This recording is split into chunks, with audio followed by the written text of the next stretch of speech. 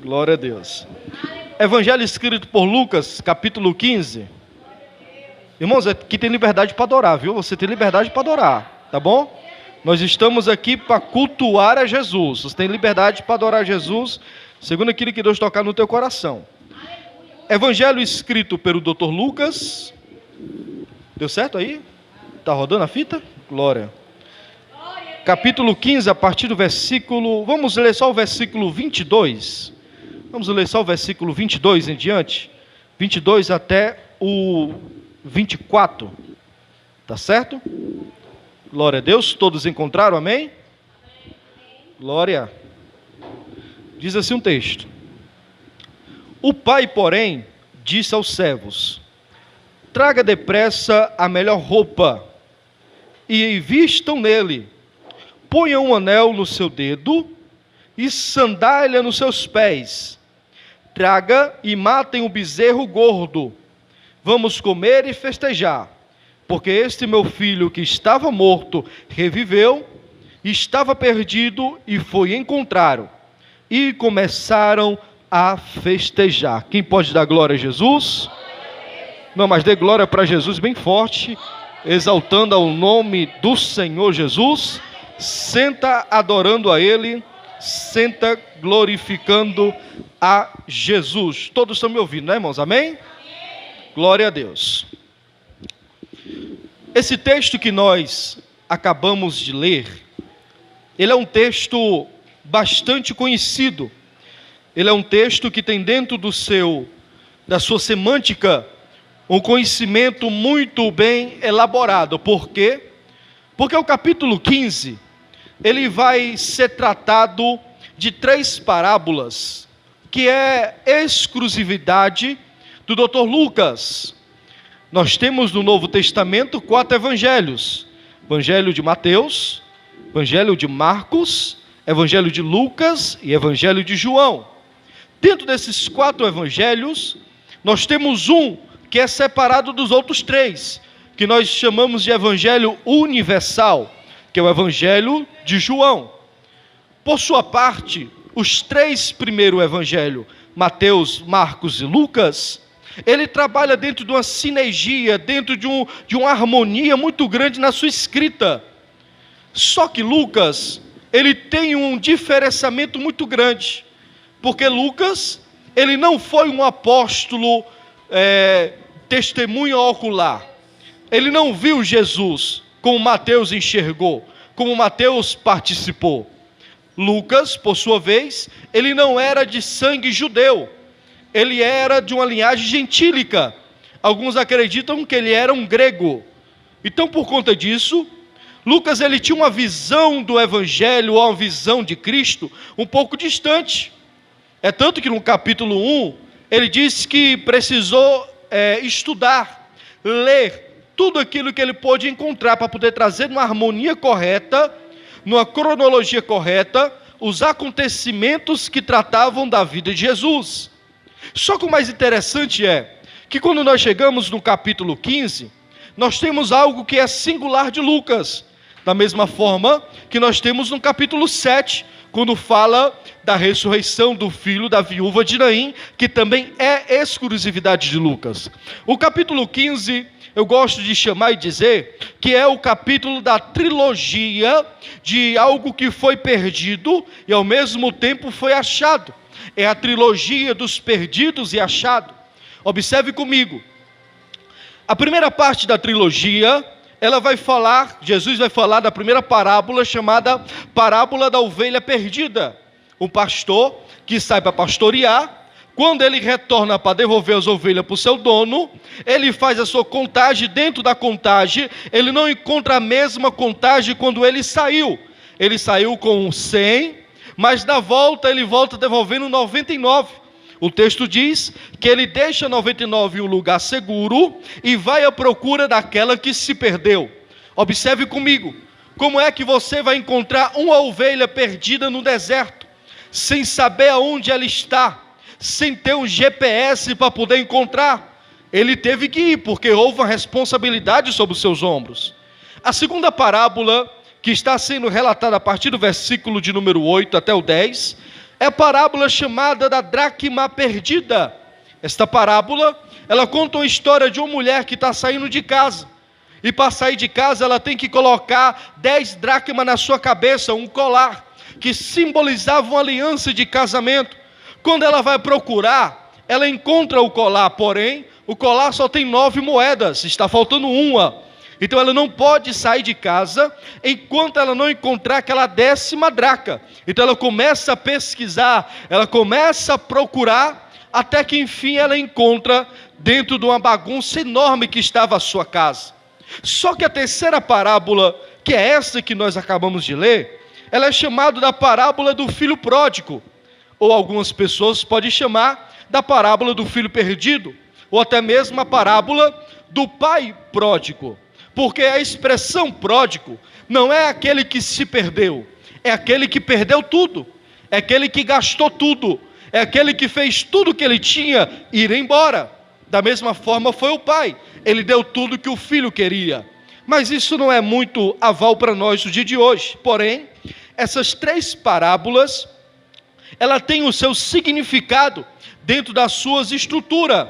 A primeira parábola, ela está falando de um valor que o pastor dá pela sua ovelha, ou seja, o valor que um animal tem.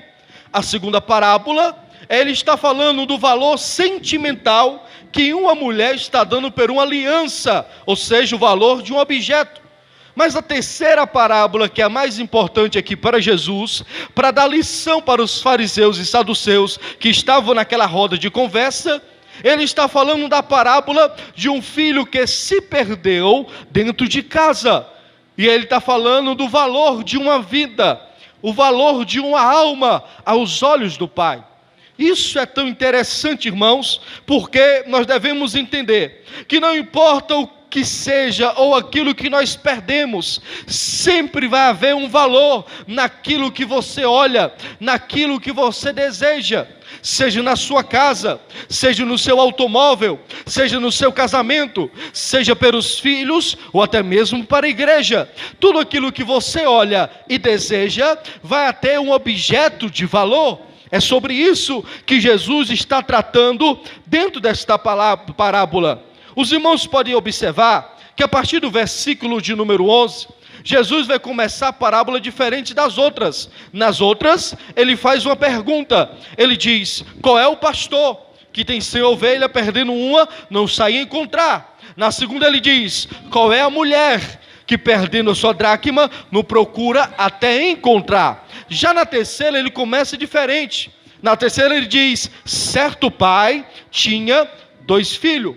Observe comigo, na primeira e na segunda, Jesus ele aplica a parábola na vida daqueles que estão ouvindo ao seu redor, naqueles que estão ao lado dele. Mas a terceira parábola, ele fala no singular, ele diz qual é o pai, ele não diz qual é os pais, ou ele não diz qual de vós perdendo ou tendo 2 filhos, ele vai dizer no singular, o pai, ele tinha 2 filhos. É tão interessante para os irmãos entenderem, numa vida mais básica dentro desta parábola, que quando Jesus começa dizendo que um pai, ele tinha 2 filhos, Jesus está indicando que esta família parecia ser uma família comum, uma família que todos os dias você encontra onde você passar. É uma família que tem um pai, é uma família que tem 2 filhos, só que dentro do contexto, só que dentro da história, os irmãos podem observar que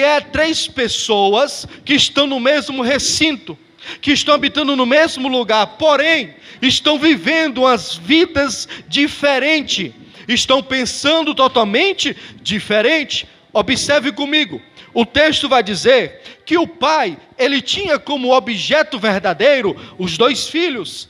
Não é apresentado nenhum bem, não é apresentado nenhuma fazenda. A primeira coisa que apresenta sobre o pai é que ele tinha 2 filhos, é que ele tinha o bem maior, eram os seus 2 filhos que Deus tinha lhe dado. Logo mais, isso é uma parábola, isso é uma história, mas nós vamos entrar dentro dessa história. Porém, o segundo filho, ou o filho primogênito, que a Bíblia chama de o filho mais velho, ele tinha um pensamento. Qual era o pensamento do filho? Era que ele estava ocupado demais para não ter tempo para falar para o pai aquilo que ele desejava. Ele via o pai todo dia, mas ele não tinha tempo para expressar para o pai as verdades que estavam no seu coração. Esse é o filho mais velho. O filho caçula, ou mais novo, ou o filho pródigo, ele estava esperando o momento certo para expressar aquilo que o seu coração estava falando para o pai.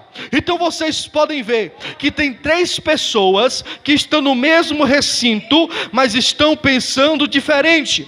O pai pensa no amor entre os dois. O filho mais velho pensa em como expressar ao pai o desejo que ele tem no seu coração. O filho caçula espera um tempo para expressar para o pai aquilo que ele está desejando dentro do seu coração. O que entra em jogo nesta parábola não é o pai. O que entra em jogo nesta parábola é a herança que o pai tem. Por quê? Observe comigo. O filho primogênito, ele está ocupado demais para pedir ao pai, ou para expressar ao pai o seu sentimento. Por quê? Porque ele está de olho na herança, ele está ocupado com os bens, ele está ocupado com as fazendas, ele está ocupado com o trabalho, ele trabalha demais e não tem tempo para expressar para o pai aquilo que ele sente, aquilo que ele deseja. Ele entra na casa do pai, mas quando ele entra o corpo, a cabeça dele está ligado no serviço, a cabeça dele está ligado no cotidiano, a cabeça dele está ligado muitas das vezes, trazendo para o dia de hoje, até mesmo nas contas. A cabeça dele pode estar ligada até mesmo no casamento, conjecturando para o dia de hoje. Então, por conta disso, da mente dele está ocupada, ele não consegue expressar para o pai aquilo que ele deseja, aquilo que está corroendo dentro do seu coração.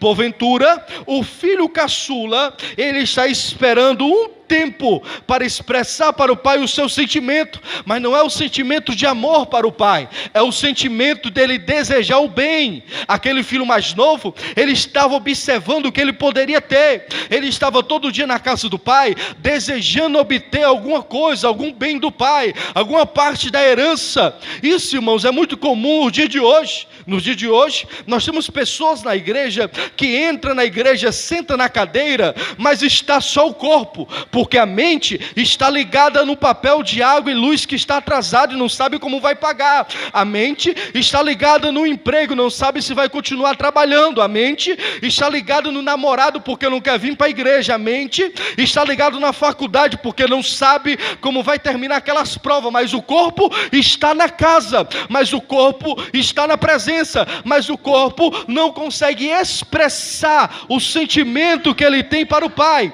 Por outro lado, existem pessoas na igreja que estão ocupadas por demais, observando dons que outras pessoas têm, mas ela não tem, mas ela deseja, mas ela quer, mas ela almeja. Quando vê uma pessoa falando em línguas estranhas, ela deseja, mas não consegue ter, mas fica desejando. Quando vê uma pessoa profetizando, ele deseja, mas não consegue profetizar, mas fica desejando. Quando vê alguém louvando ou pregando, ele também deseja, mas não consegue fazer. Então isso acaba, irmãos, impedindo para que esses 2 grupos de pessoas, o primogênito e o caçula, se envolvam com o pai, tenham uma intimidade mais grande com o pai. Só que o mais interessante é, irmãos, que dentro desta casa os 2 filhos estão ocupados, mas o pai não. O pai, ele está preocupado em entregar para os 2 filhos o amor que ele tem. Para o pai não há diferença daquele que não consegue sentir o culto, ou daquele que não consegue parar de desejar aquilo que é dos outros. Para o pai, o importante é que o seu amor está sendo distribuído por igualdade. Deus, ele não faz acepção de pessoa. Deus, ele não escolhe aquele que é mais arrumadinho, aquele que tem mais condições, aquele que fala melhor, aquele que frequenta mais, aquele que jejuma mais. Não, para Deus todo mundo é igual, porque o seu amor é infinitamente grande, o seu amor é infinitamente maior. Só que o desejo dos filhos é ter aquilo que o pai tem. O desejo do pai é que os filhos tenham planos e projeto, e o seu amor seja muito maior do que o bem. Eu tenho uma palavra para te dizer nessa noite. Não importa aquilo que você deseja, não importa aquilo que você quer, não importa aquilo que você tem, o importante é que Deus está pronto para derramar o seu amor sobrenatural sobre a tua vida. Deus está pronto para derramar a sua glória sobrenatural sobre a sua vida, meu irmão. Eu tenho uma palavra para te dizer: não fique triste se o Pai não te deu um dom de profecia, não fique triste se o Pai não te deu alguma herança que você deseja. Te alegra, porque antes dos dons o Pai distribuiu o amor. Ele foi te buscar onde ninguém tinha coragem de te resgatar. Ele foi te buscar na mesa de um bar, ele foi te buscar no local do vício das drogas, ele foi te buscar dentro de um prostíbulo, ele foi te buscar no leito de um hospital, ele foi te buscar no meio de um engano. O amor do Pai te resgatou primeiro. Então não se preocupe com a herança, creia no amor que o Pai tem para você. Hoje à noite eu venho para te dizer que Deus está pronto para distribuir o seu amor. O mais importante que você possa possuir é o amor do Pai. Pastor, eu não sei pregar, mas você tem o amor do Pai. Pastor, eu não sei louvar, mas você tem o amor do Pai. Pastor, eu não sei dirigir um culto, mas você tem o amor do Pai. Pastor, eu queria tanto saber orar, mas você tem o amor do Pai. Mas pastor, o irmão mais velho está me humilhando porque ele sabe profetizar, eu não sei. O importante é que você tem o amor do Pai. Levanta a tua cabeça, estufa o teu peito, alegra-te a tua alma, abra um sorriso no rosto, porque você tem aquilo que muitas pessoas não têm. É o amor do Pai que te resgatou, é o amor do Pai que foi te buscar aonde ninguém tinha coragem. Quem pode adorar, quem pode glorificar, quem pode exaltar ao nome do Senhor Jesus? Eu venho nessa noite para te dizer que o amor do Pai te encontrou. O Pai nos trouxe amor, o Pai nos trouxe alegria, e nem o diabo pode arrancar de ti o amor que é dito pelo Pai. Uma palavra de desânimo nunca vai ser maior do que a palavra do amor do Pai. É por isso que Ele morreu na cruz do Calvário, para te dar vitória, para te dar alegria, para te dar paz, para te dar gozo no amor do Pai.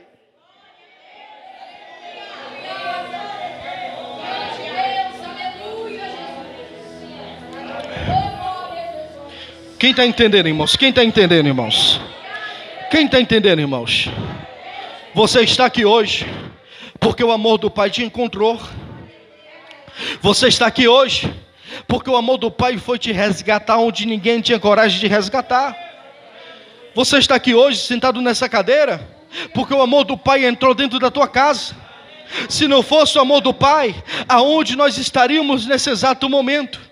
Se não fosse o amor do Pai, o que é que nós estaríamos fazendo nesse exato momento? É por isso que dentro da casa, irmãos, dentro da casa existe pessoas, existe filhos, existe filhas que estão ocupados demais para entender o amor do Pai. Mas o melhor de tudo é que Jesus diz que este Pai, Ele estava presente na casa.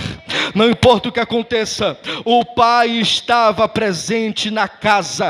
Não importa o que tinha acontecido, o Pai continuava presente dentro de casa. É por isso, irmãos, que a Bíblia vai dizer que Deus deixou a sua glória no céu e veio em formato de homem para morrer por mim e por você. Deus usou a boca de Isaías para dizer que sobre as suas pisaduras nós fomos sarados. Ele levou sobre si todas as nossas transgressões, todas as nossas enfermidades, todas as nossas dores. Ele foi levado como ovelha muda para o matadouro, sem falar nada, mas o amor dele falava por tudo.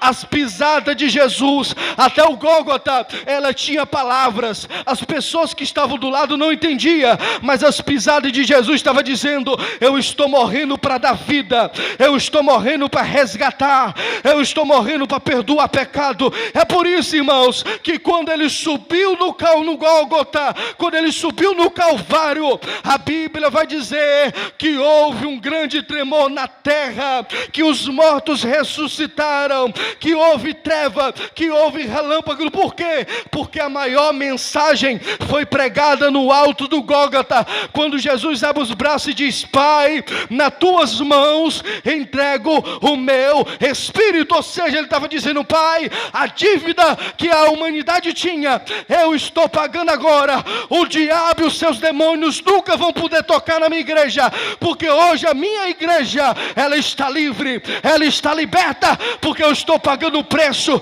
eu estou pagando o preço. Se isso é verdade, pelo amor de Deus, levanta a mãozinha para o céu e começa a dar glória, começa a dar glória.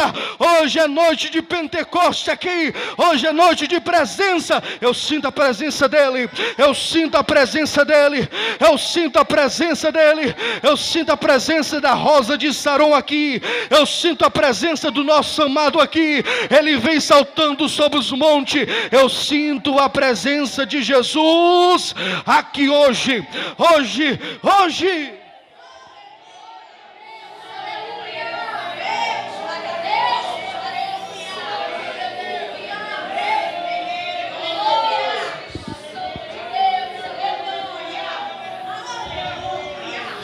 Dá glória para Jesus. Xalaia sodecanda laia seve na braça couve naia sévia. Ibicouve na braçodecanda oreca laia sévia. Hoje a conferência Pentecoste vai acontecer, um Pentecoste na tua vida. A palavra do Senhor, ela ressuscita mortos. A palavra do Senhor, ela faz o terremoto acontecer. Deus está me dizendo para mim profetizar nessa noite, que hoje é noite de restituição. Vai restituir, vai nascer, vai reviver os projetos de Deus na tua vida. Vai acontecer, vai acontecer, vai acontecer algo grande hoje, hoje, hoje, hoje, em nome do Senhor Jesus, em nome do Senhor Jesus. Então eu vou te dar 30 segundos, irmão, para você adorar Ele. Adora a Deus, porque enquanto você adora, o diabo fica louco, porque ele não entende porque você está adorando. Então adora Ele, glorifica Ele, exalta o nome dEle, exalta o nome dEle, exalta o nome dEle, exalta o nome dEle, exalta o nome dEle.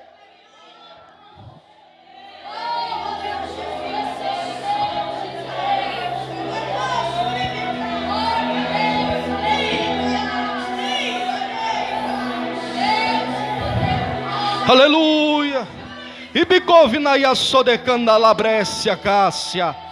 Ibicovina braçodecanda oreca la yasovia.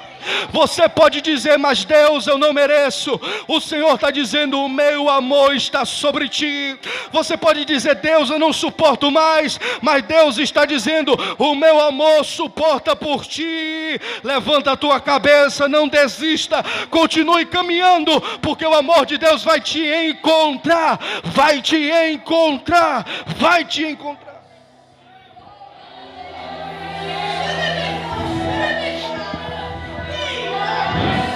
Aleluia, aleluia. Dá glória para Jesus, dá glória para Jesus, dá glória para Jesus.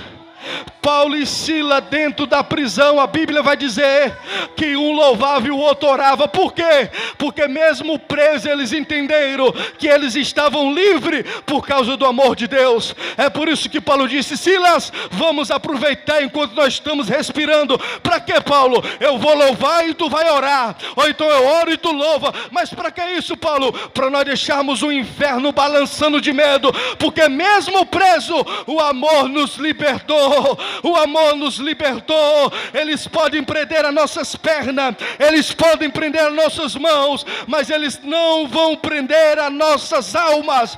Nós vamos louvar, nós vamos louvar, nós vamos louvar, nós vamos louvar o amor dele, nós vamos louvar o amor dele. E a Bíblia vai dizer que à meia-noite houve um grande terremoto. Por que o terremoto? Porque enquanto Paulo e Silas louvavam embaixo, Deus disse: eu vou vou louvar aqui em cima. E quando Deus abre a boca, a terra estremece, o céu se rasga e as cadeias caíram por terra. E Paulo e Silas saíram livre para adorar, para a glória. Eu estou sentindo a presença dele aqui. Eu estou sentindo a majestade dele aqui. Eu estou sentindo a glória. Eu estou sentindo o Yeshua Hamashia passando em nosso meio. Eu estou sentindo o Senhor. Eu estou sentindo o conselheiro. Eu estou sentindo o El Shaddai. Eu estou sentindo o Jeová de Sabaote. Eu estou sentindo o general de guerra passeando aqui no nosso meio. Quando o general de guerra passeia, é para nos dar vitória. Sai da frente, Satanás, porque o general de guerra está de pé, está de pé, está de pé.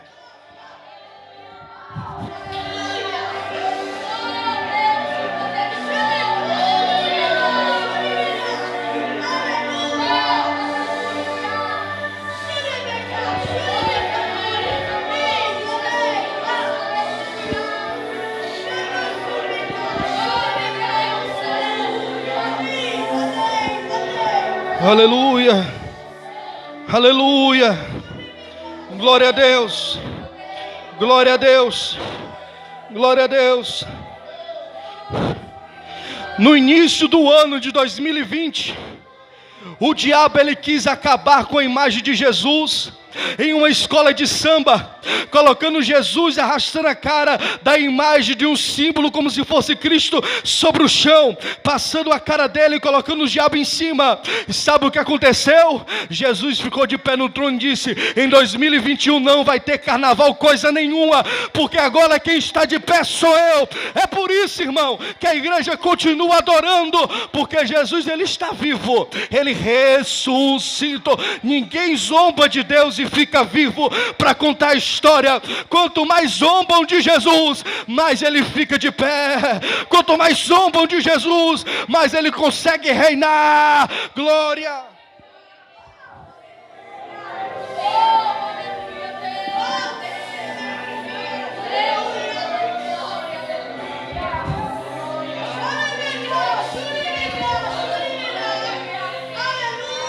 Glória a Deus.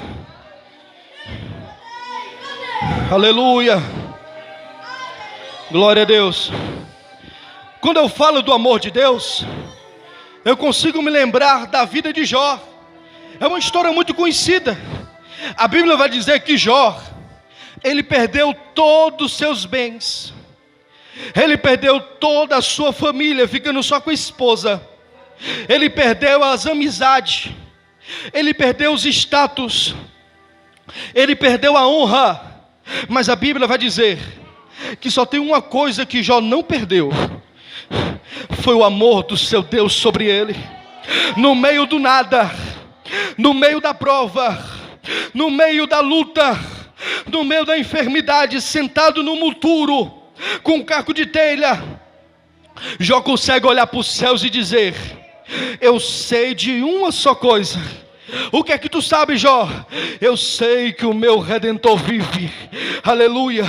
Ainda que eu morra, o meu Redentor continua vivo, e por fim se levantará em meu favor. Jó estava dizendo: eu perdi família, eu perdi os bens, mas o amor do Pai eu não perdi. Ainda no monturo, no lixão, eu continuo tendo o amor do Pai. Eu continuo possuindo o amor do Pai. Eu venho nessa noite para te dizer que o Pai nos trouxe amor. O Pai nos trouxe amor.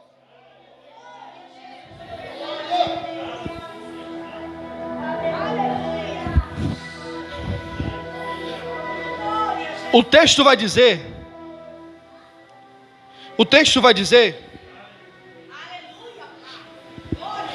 que o garoto aqui, o filho mais novo, o caçula, ele estava esperando o tempo para expressar aquilo que ele sentia para o pai. E o tempo chegou. E ele disse para o pai: pai, eu quero tudo que me pertence. Eu quero a minha parte da herança. Porque eu quero ir embora desta casa. Eu quero ir embora deste lar. O desejo do filho era viver uma vida distante do pai. Era viver uma vida lá fora, experimentar algo novo que ele não tinha dentro da casa, na concepção dele. Então, quando o pai, ele entrega os bens, automaticamente aquele garoto, ele perde toda a sua identidade, porque o desejo do filho era os bens. Se os irmãos pegarem o versículo de número 12, se os irmãos for observarem, quando Lucas está escrevendo dizendo que o filho mais novo pediu os bens, ou a propriedade, ou o direito de herança, essa expressão propriedade, essa expressão bens, dentro do contexto grego no original, ela tem uma palavra que quer dizer, o filho está pedindo a riqueza, está pedindo dinheiro. Agora, quando Lucas escreve dizendo que o pai repartiu os bens, essa mesma expressão de bens, ligado ao pai, ela não tem o mesmo sentido de dinheiro. Essa expressão de bens, ligada ao pai, no texto grego, que é a palavra bios, significa vida. Veja como é diferente. Na visão do filho, aquilo que o pai possua era bens, era algo material. Mas na visão do pai, aquilo que ele possui é vida, é algo que tem um preço para ser pago. Então o filho desejava os bens, o pai desejava a vida. Então quando o filho desejou riqueza, o que foi que o pai fez? O pai deu vida para ele, o pai entregou tudo aquilo que ele tinha. Porque mesmo o garoto saindo de casa com os bens, o pai sabia que um dia aqueles bens iam acabar, mas a vida que o pai deu para ele continuava de pé. É por isso que no Evangelho de João, no texto oficial dessa noite que nós lemos, no capítulo 3, no versículo 16, a Bíblia vai dizer que Deus primeiro, antes de dar qualquer coisa na terra, Deus primeiro deu o seu amor. Foi por isso que Deus amou o mundo de tal maneira que deu o seu Filho unigênito. Deus deu a vida pela humanidade. Antes de você nascer no mundo de pecado, no mundo de corrupção, Deus já tinha te dado vida, liberdade, já tinha te dado unção. Antes de você planejar a tua vida, antes de você se casar, Deus já tinha ido no Calvário em teu favor, em meu favor. Então a solução para nossas vidas, irmãos, não é os bens, não é a riqueza, não é a propriedade, não são os amores, não são os amigos. A única solução para a nossa vida é permanecer no amor do Pai, é permanecer na presença do Pai.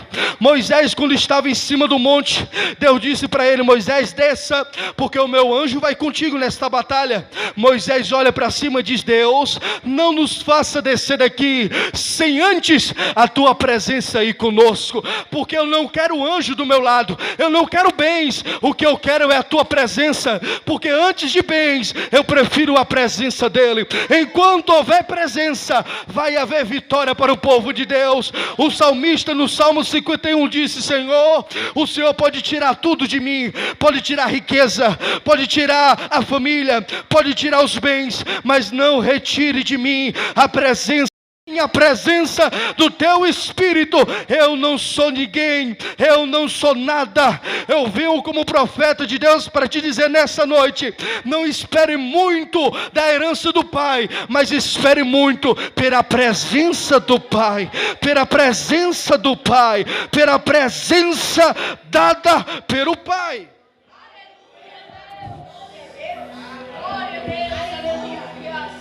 Então o garoto, ele sai, ele vai caminhar.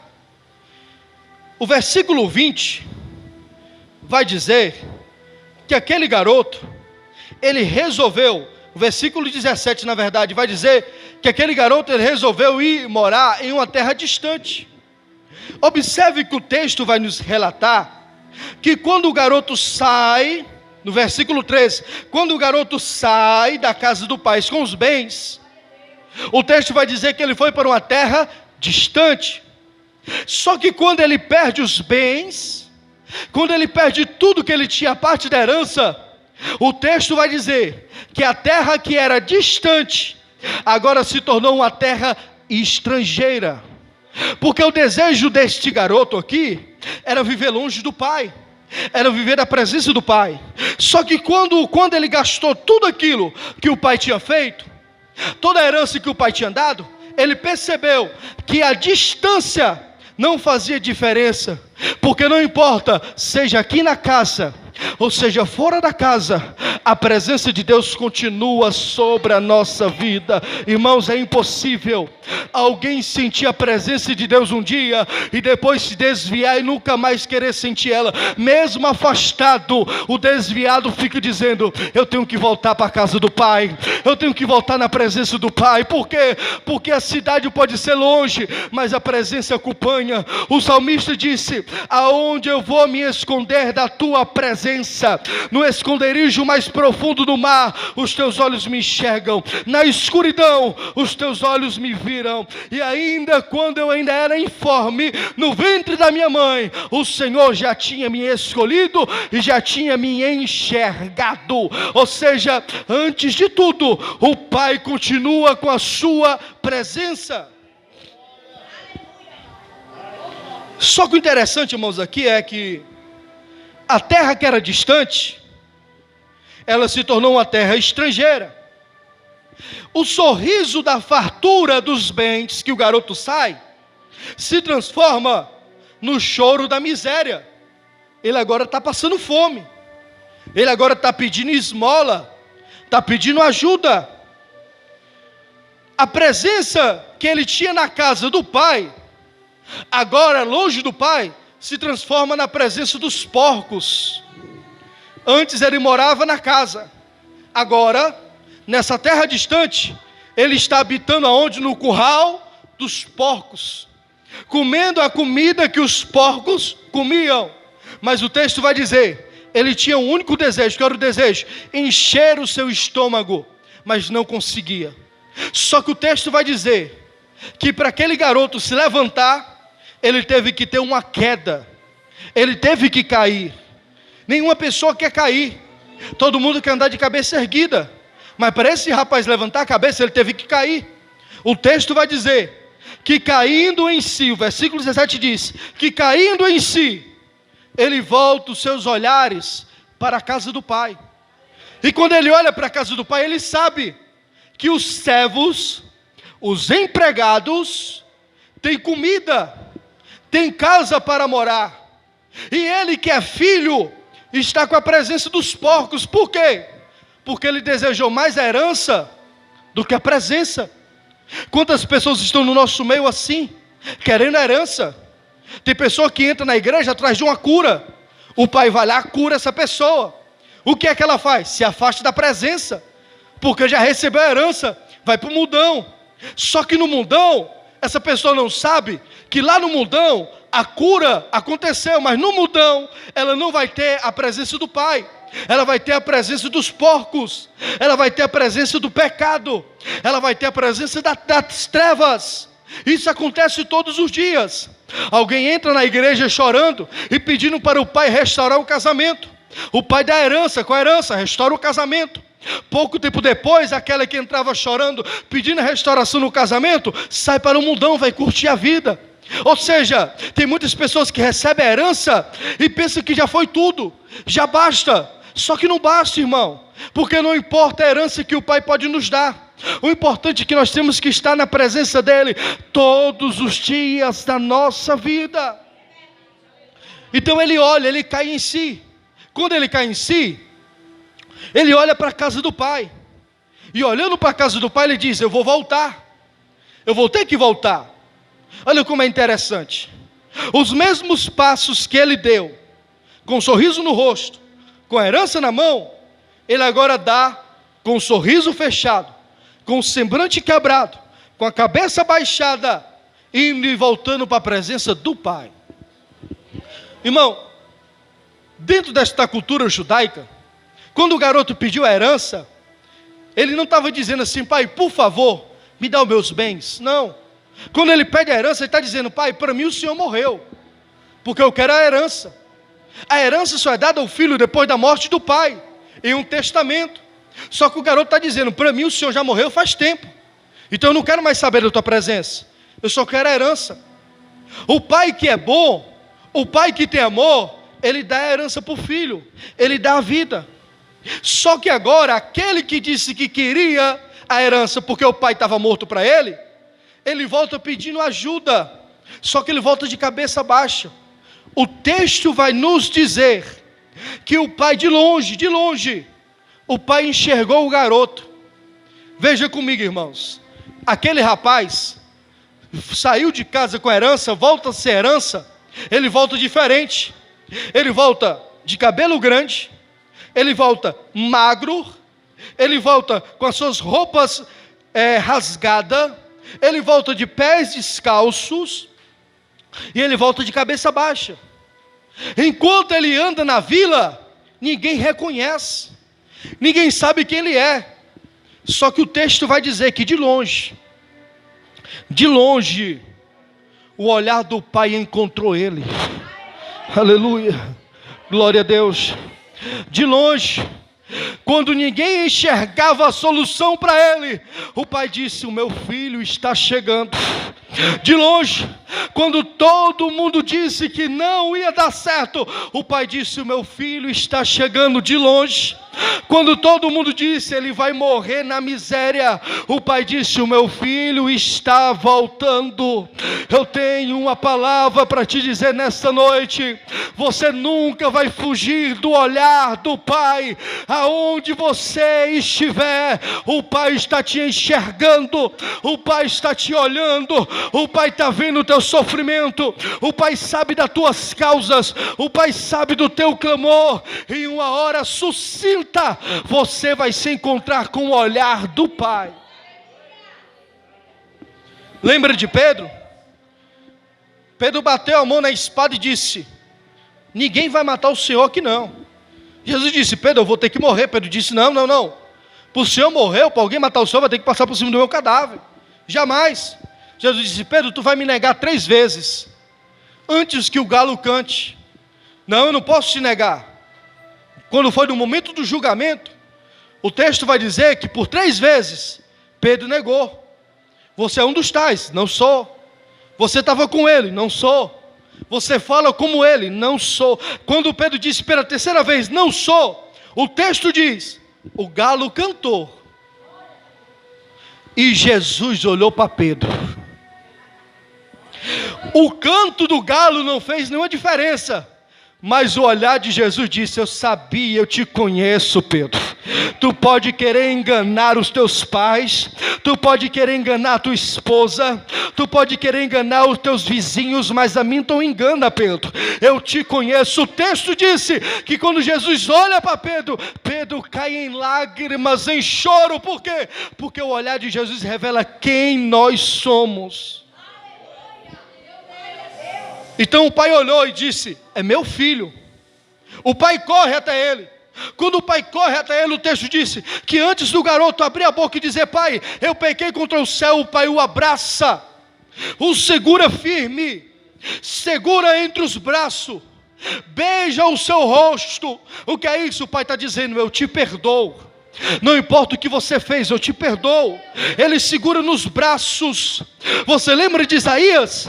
Isaías disse: pode uma mãe que está amamentando esquecer do filho que se aquela amamenta? Todavia, se ela esquecer, o Senhor tem os vossos nomes gravados na palma de suas mãos. Ou seja, Ele te segura, Ele te sustenta. Na oração final sacerdotal de Jesus, Jesus disse: pai, todos aqueles que estão nas tuas mãos, o diabo não pode roubar dela. Por quê? Porque o Senhor segura. Quando o filho pródigo chegou de cabeça baixa, o pai segurou e disse: agora tu nunca mais vai fugir de mim, porque o que vale mais para ti não é mais os bens, agora é a minha presença. Então o pai beija ele. Quando o pai beija ele, acontece o que o texto disse aqui, que nós lemos. O pai gritou para todo mundo ouvir: traga a melhor roupa, traga o anel, traga a sandália sandália. Por quê, Senhor? Porque o meu filho que estava morto, laiaçou de candoreia, e bicanda labraçou de Kevin abrácia. Por quê, Senhor? Porque o meu filho que estava morto, ele voltou a viver, ele voltou a ter filho. Por quê, Senhor? Porque o meu filho que era humilhado, ele agora vai ser exaltado. Por quê, Senhor? Porque o meu filho que andava de cabeça baixa, agora vai levantar a cabeça. Irmão, eu tenho uma palavra para te dizer. Creia nisso, irmão. Eu vou profetizar sobre a tua vida agora.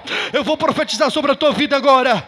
O diabo pode ter roubado a tua alegria, o diabo pode ter roubado os teus bens, o diabo pode ter roubado a tua esperança, mas tem uma coisa que o diabo nunca vai conseguir roubar. O que é, pastor? É o abraço que o Pai te dá todo dia, é o amor que o Pai te dá todo dia. Alaia só de candorei calaia brécia, e bicanda labraçou de candorei calaia brácia. Eu venho nessa noite para te dizer: o Pai está pronto para te levantar novamente, o Pai está pronto para te colocar de pé novamente. Se você crê nisso, adora. Se você crê nisso, adora. Não faz melhor, fica de pé para adorar, fica de pé para adorar, fica de pé para glorificar, fica de pé para exaltar o nome do Senhor Jesus. O garoto voltou sem roupa, o garoto voltou sem sandália, o garoto voltou sem anel, mas o pai disse: traz a melhor roupa. Qual é a melhor roupa que tem no guarda-roupa? É a roupa do Pai. Eu quero que ele vista a minha roupa, eu quero que ele sinta a minha presença. Traga a sandália, traga o anel de honra. Mas tem uma coisa que o Pai deu, irmãos, que fez toda a diferença. Não foi a roupa, não foi a sandália, não foi o anel. O que foi, pastor? Foi o boi cevado. Quando o pai disse: pega o boi cevado e manda matar, porque hoje na minha casa vai haver festa. Lá no mundão, lá na terra distante, o diabo fez uma festa para esse garoto. Qual foi a festa? Ele ficar dentro do chiqueiro dos porcos. Agora na casa do pai, o pai diz: a festa aqui é diferente. Aleluia. O garoto saiu da casa, presbítero Clerivan, com os bens, mas o pai disse: eu tenho um presente para te dar. Vai ser a festa dentro da minha casa. Fecha todo o trabalho, fecha toda a reunião, fecha toda a casa, convida toda a vizinhança. Por quê, Senhor? Porque aquele que todo mundo achava que ele estava morto, lá e abrécia na abraçou e labrácia. Aquele que todo mundo gritava na vizinhança morreu. Aquele que todo mundo gritava não vai dar certo. Aquele que todo mundo gritava ela não vai suportar. Aquele que todo mundo gritava ele não vai suportar. O pai gritou bem alto e disse: ele reviveu. Hoje tem festa na casa do Pai. Hoje tem festa na casa do Pai, irmãos. Nessa abertura da conferência Pentecoste, eu tenho uma palavra para te dizer. Quem vai sair de cabeça baixa hoje é o diabo e os seus demônios, porque Deus está dizendo: hoje vai haver festa na tua casa, vai haver festa na tua família, vai haver festa no teu lar, vai haver festa hoje. Adora, adora, adora, adora, adora, adora, glorifica, glorifica, glorifica, exalta. Quem sabe falar em línguas, fala em línguas estranhas. Quem não é batizado vai dando glória, vai dando glória, vai dando glória. Hoje tem festa na casa do Pai, hoje tem festa na casa do Pai.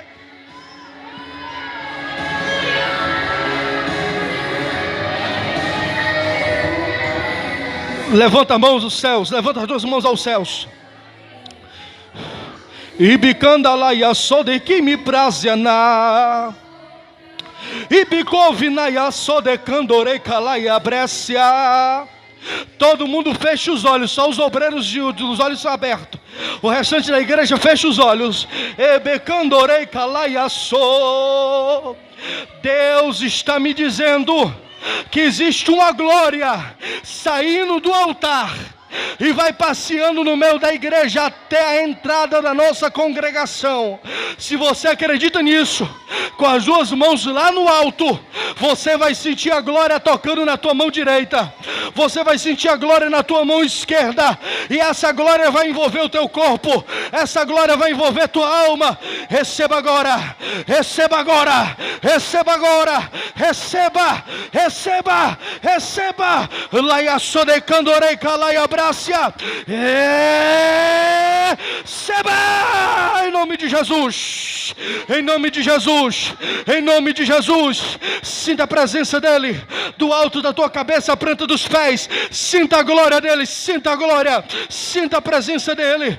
Labraço de canda laia soia, ibicovina braçou, ibicanda laia sévia, ibicandorei calaia sóvia, ibicavina braço de candorei calácia, ibicavina braçoia cássia. Sinta a glória dele. Quem não é batizado com o Espírito Santo, as línguas estranhas que estão na tua mente, começa a falar agora. Seja batizado agora, seja batizado agora. Receba em nome de Jesus, receba em nome de Jesus, receba em nome de Jesus, receba em nome de Jesus, receba em nome de Jesus, receba em nome de Jesus. Receba em nome de Jesus. Receba em nome de Jesus. Receba em nome de Jesus. Receba agora, receba. Receba a glória. Receba a glória. Receba a glória. Seja curado agora. Seja curado agora. Labraço de candalaia sévia. Ibicandala braçou. Ibicovina braço de candalaia sévia. Receba.